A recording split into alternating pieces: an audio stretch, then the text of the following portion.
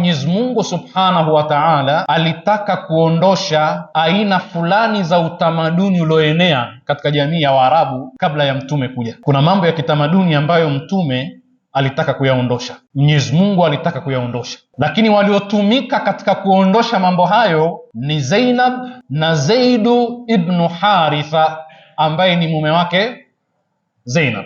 Jambo la kwanza ambalo Mwenyezi Mungu alitaka kuliondosha katika utamaduni wa Waarabu wa Quraysh ni kitu kinachoitwa at-tabanni. At-tabanni ni Waingereza wanasema adoption, ile hali ya kumlea mtoto, tunasema mtoto wa kufikia, alafu akawa ni mwanao kweli, akaitwa kwa jina lako, akawa na haki zote za mtoto ikiwemo haki ya kurithi na haki nyingine za mtoto. Hii katika lugha ya kisheria ya Kiislamu inaitwa at-tabanni. Kwa hivyo Waarabu, kama ilivyokuwa leo hii duniani, unaweza ukamchukua mtoto huku mzaa wewe, kibiolojia si mtoto wako, ukaamua kwamba umlee na awe ni mwanao, badala ya jina lake, ubini wake ukawa ni ubini wa jina lako. Hii vile vile ilikuwa kwa Waarabu. Hili ni jambo la kwanza ambalo Mwenyezi Mungu alitaka kuliondosha, na Mwenyezi Mungu analiondosha kwa sababu linaleta mizozo katika mambo mengi, ikiwemo hata katika mirathi. Na sasa hivi wenzetu wanalo hili, na Zaid alikuwa akiitwa Zaid ibn Muhammad katika kipindi chote kile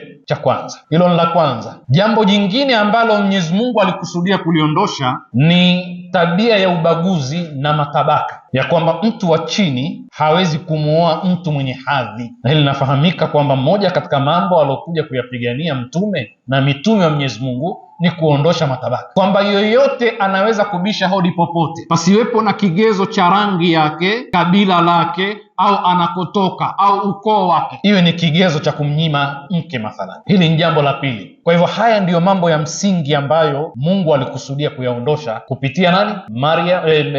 Zainab bintu Jahsh na Zaid ibn Haritha.